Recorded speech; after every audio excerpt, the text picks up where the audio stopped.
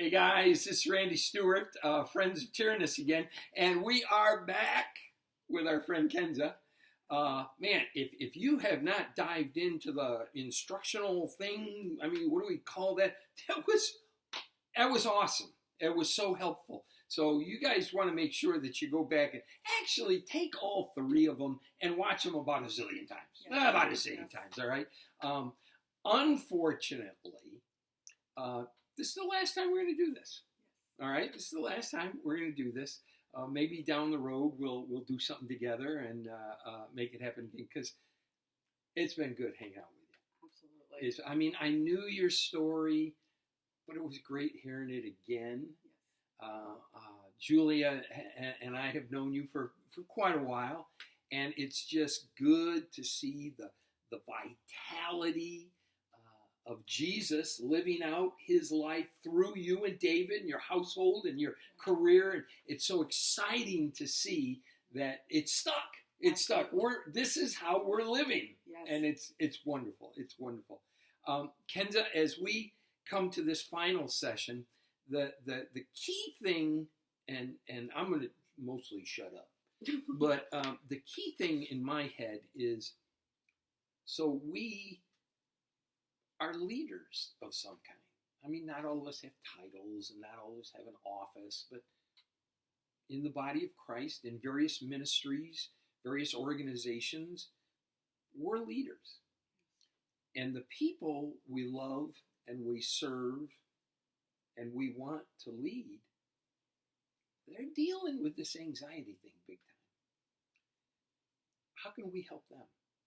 How can we help them? Share with us, would you? Absolutely. So I just want to recap really quick from the last video. Absolutely. Anxiety is the number one leading diagnosed disorder in the United States. Number one, and it has been for a while. And that's through the leading Association of Mental Health. I even looked it up this morning to make sure it was still number one. It accounts for 48 million people. No way. See, 48 million. And that's wild. This is just people who have been diagnosed. Yes, right? yes. And so I appreciate and like every person who's been diagnosed, there's been like 10 yes who haven't. yes. So yes. that number goes. Absolutely. Man. And that's why I appreciate us doing this video, because a lot of times people wait until they meet that diagnosis to come in for help. Good point. Very good point. Very Absolutely. good point. So if we can take preventative measures to keep it at bay, you don't have to get to the point where you can't even function due to anxiety. Good Absolutely. for you. Good. So I wanted to go over a few principles for you and even for us to apply in our lives. Please. That make a huge difference when it comes to anxiety. And I think all of them, I truly believe all of them are encompassed in this, in modeling, because our greatest leader, Jesus Christ, modeled by example. Absolutely. Yes. Absolutely. It's very, very cool. And we love the verse. We all know the verse. I am the way, the truth, the life. No one comes. You know, we know that verse. But we know it so well that we kind of run through it. And when what Jesus is saying there is he's not saying, I am pointing out the way to you. I'm going to send you to a seminar to discover truth. He's not saying that. He's saying, I am the way. I am the truth. I am the life. So he didn't just tell us about it. He modeled it for us. So yeah, I'm hearing you. I am hearing you. One of the main keys that I've had to learn early on, and I still struggle with it, so I'm not an expert at it at all. Trust me, I struggle with it every day, so I have to remind myself that is stewardship of our time, and really prioritizing that time with our Heavenly Father. And this is what I found when I got into a leadership position. Work never stops. Never does. It does not stop. The demands are always in play. Absolutely. And work will always be there. People will always be there who reach out to you and distract you. Distraction is huge. So yeah. I learned that I have to physically turn my phone off to spend that quiet time with God. But that quiet time, just that is not enough. We have to remain conscious throughout our day that God is with us. Absolutely. Absolutely. Very good. Very good. Very good. That is one of the main keys. And I know I can't tell you what verse it is, but when God says, I am with you, or I am always with you. Yes. And just remaining conscientious, because when distractions come, and they do. Yes. We just have to remember that, okay, God has this in control. I think we know it here, but we don't believe it in the midst of it. Yeah. Very good. Very good. Good word. Big. Very good word. The second one, and I've also struggled. So I'm just bringing things that I've struggled with that I believe. We're gonna look for a good counselor for you. All right. Yes. Boundaries. Oh. Clarity is power. Yes. Boundaries. So what is boundaries? The boundaries are identifying the line. Draw the line between I'm responsible to you versus I'm responsible for you. Oh, very good. Say it again, because that's huge. Yeah, knowing the difference between I'm responsible to you and I'm responsible for you. There is a huge difference. I can think of countless examples of, even in leadership positions, when we hire someone and we're like, okay, I'm going to do, you know what, I'm still training this person. Let me do this work for them, because I can get it done in a split second. Yeah. But are we teaching that person to do it? We're not allowing that person to do that work. Oh, we cross that line all the time. Absolutely. All the time. Absolutely. And it never works out. No, it just adds to our anxiety. Yes. And us feeling stressed out. And then the person we're supposed to train is not going to get trained in time because we've been doing the work for them. So it really makes a difference. And even with emotions, knowing the difference between, okay, I'm responsible to you, I'm responsible for you. What am I responsible to you for? Maybe holding you accountable. Sure. Guiding you, but not doing it for you, because that's not. A guy who was involved in discipling me when I was young, super guy, will love him all my life. His name was J. Morris Smith. And J. Morris Smith, he came to me when I was very young, and he came to me and he says, Randy, you're just not going to make it in this pastor ministry. And I went, well, what? Because I was full of idealism and excitement, and God had called me into the ministry, and I wanted to do this so bad. He says, you're just not going to make it. And I said, well, what's wrong? He says, you have no boundaries. It's hard. You're going to burn out. He says, and this is the illustration he gave.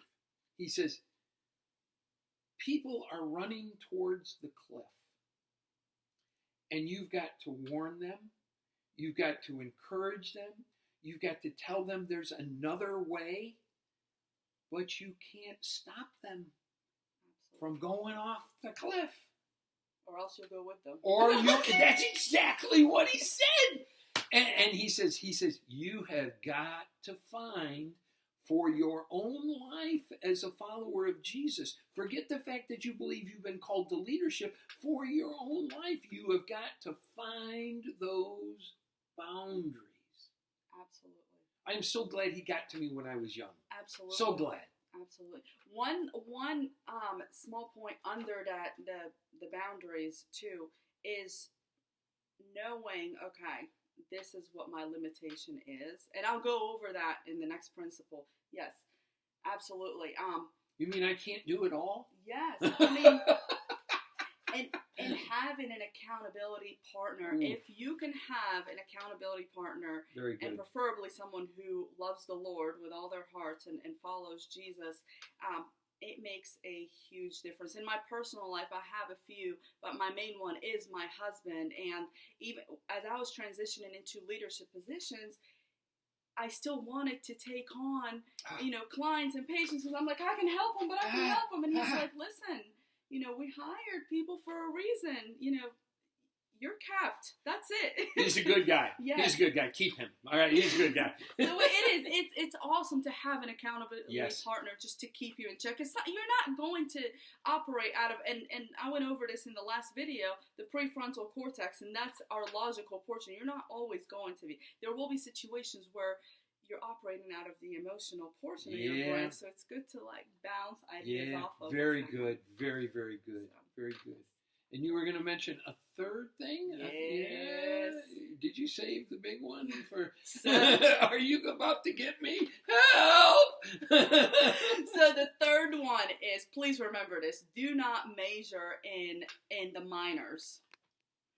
And what by that I mean, I think when we take time to understand ourselves and know ourselves, because there's this stigma around, let's just sit in quietness and develop that self-awareness. If you take that time, you'll understand, okay, God has gifted me with these gifts, and these other gifts are other people's strengths. Yep. And so when we measure in the minors, and I'll give you an example. So Please. For my practice, my strength is clinical work, right? And so obviously when you're in leadership position, there's administrative stuff. My strength is definitely not contracts. That's my husband's strength. And so if I try to spend 3 days trying to come up with a contract, it won't be a good contract. And that's 3 days you've lost. Yeah, absolutely. It's just gone. All the energy, the creativity, gone. Yes, I have spent time after time just feeling overwhelmed because I'm trying to measure in things that's just not There's the anxiety. Absolutely. Overwhelmed. There's the anxiety. Yes, and yes, absolutely. And in the last video, you'll see when we feel overwhelmed, we act in one of three ways. Either fight, so we'll lash out on someone. Flight, Yeah. I just shut down and don't want to do anything. Or freeze, I just do something else. Yeah. And so you want to stay on the preventative side of things, so don't measure in the minors. So those three things for us Yes. to help and serve those that we're leading, or the organization that we help provide leadership for, or the those three things are.